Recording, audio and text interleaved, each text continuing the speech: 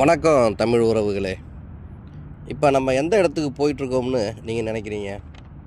சொல்கிறேன். குவைத் நாட்டில் உள்ள மீன் பிடிக்கும் துறைமுகத்தை பார்க்க தான் போயிட்டுருக்கோம். இந்த நாட்டில் 2 மீன்பிடி துறைமுகம் இருக்குது. ஒன்று பார்த்திங்கன்னா ஃபாயில் அப்படின்னு ஒரு இடம், அங்கே ஒரு மீன்பிடி துறைமுகம் இருக்குது. ஆனால் அது கொஞ்சம் சின்னதாக இருக்கும். நான் ஏற்கனவே அந்த இடத்த பற்றி ஒரு வீடியோ போட்டிருக்கேன்.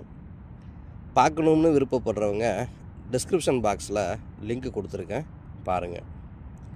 சரி, நாம் இப்போ போகிற இடத்துக்கு பேர் ஷார்க்கு. சரியாக இந்த இடம் எங்கே இருக்குதுன்னு சொல்கிறேன்.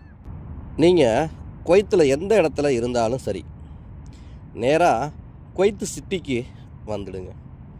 அதாவது மிர்காப் வந்துடணும், மாலியா போயிடக்கூடாது. இது பஸ்ஸில் வரவங்களுக்கு சொல்லிகிட்டு இருக்கேன்.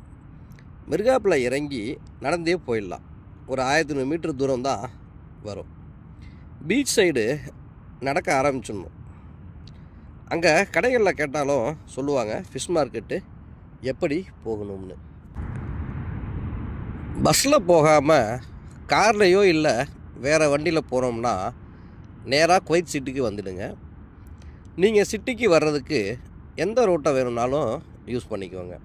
பட் ஆனால் மிர்காப் வந்துடணும். வந்துட்டு 30ஆம் நம்பர் ரோட்டை பிடிக்கணும். 30ஆம் நம்பர் ரோடு ஒரு பக்கம் அகமதின்னு போட்டிருக்கோம், இன்னொரு பக்கம் குவைத் சிட்டின்னு போட்டிருக்கோம். சிட்டி பக்கம் போகிற ரோட்டில் பிடிச்சி போனோம்னா அந்த ரோடு 25ஆம் நம்பர் ரோட்டில் போய் கனெக்ட் பண்ணி விடும். அந்த ஜங்ஷன் தான் ஃபிஷ் மார்க்கெட்டு.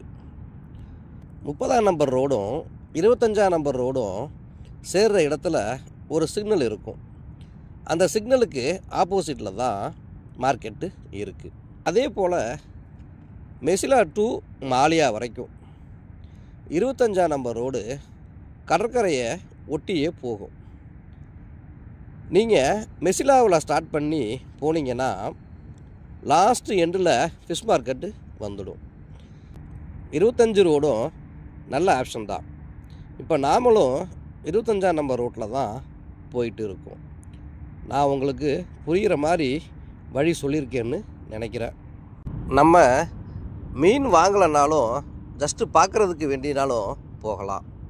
துரதிர்ஷ்டம் என்னென்னா நம்ம ஏலம் முடிஞ்ச பிறகு தான் வந்திருக்கோம். ஆக்சுவலி பார்த்தீங்கன்னா ஃபிஷ் மார்க்கெட் போகிற பிளானே இல்லை. பைலக் ஐஸ்லேண்டு போகிற ஐடியா தான்.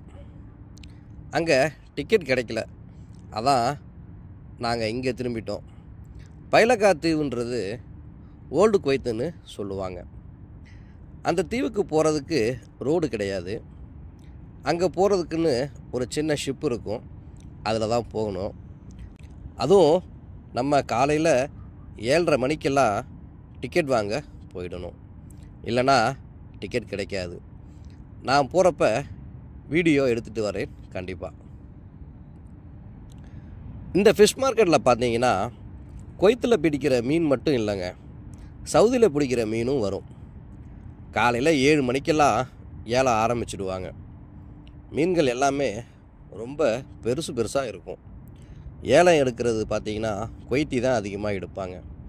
அப்புறம் அங்கே மீன் கடை வச்சுருக்காங்கள்ல, அவங்களும் போட்டி போட்டு ஏலம் எடுப்பாங்க. வஜ்ரம், அமூர், வவ்வால், கொடுவா, அயலை, பாறை, கெளுத்தி, வாழை மீன், நண்டு, இறால், கனவா இதெல்லாம் இங்கே அதிகமாக கிடைக்கும். திருக்க மீன் மட்டும் விற்க மாட்டாங்க, பிடிக்கவும் மாட்டாங்க. அந்த மீன் மட்டும் இங்கே விற்கக்கூடாதுன்னு தடை விதிச்சிருக்காங்க. இந்த நாட்டில் மீன்பிடி தொழில் தான் முக்கியமானதாக இருந்துச்சான். இந்த நாட்டோட அரசு சின்னங்களில் பார்த்தா படகோட முத்திரையும் இருக்கும். அந்த காலத்தில் கடல் வழி வணிகம் தான் அதிகம் பயன்படுத்தியிருக்காங்க.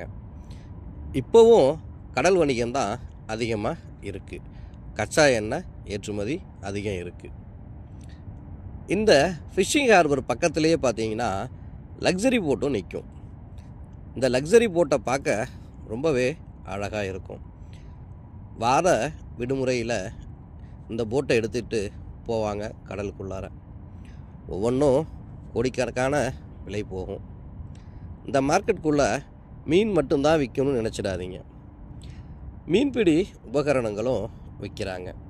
அதாவது வலை, தூண்டில் முள், இந்த நண்டு பிடிக்கிற வலை, வீச்சு வலை, இந்த வலைக்கு மிதக்கும் தீங்களா அந்த பால், அந்த மிதவை பந்துகள் அனைத்தும் இங்கே கிடைக்கும்.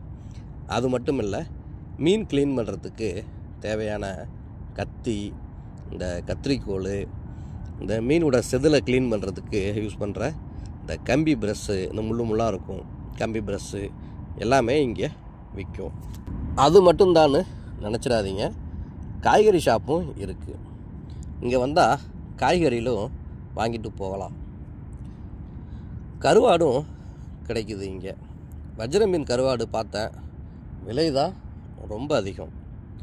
இதெல்லாம் முடிச்சுட்டு ஃபிஷ் மார்க்கெட்டை பேக் சைடு போனோம்னா கடல் தெரியும்.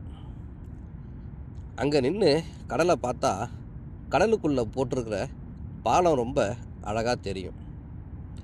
அந்த பாலத்துக்கு ஜாபர் பிரிட்ஜுன்னு பேர். இங்கே நின்று அந்த பாலத்தை பார்க்க அவ்வளோ வியப்பு. எத்தனை பேரோட உழைப்பில் கிலோமீட்டர் கணக்காக கடலில் நீண்டு கிடக்குது போங்க.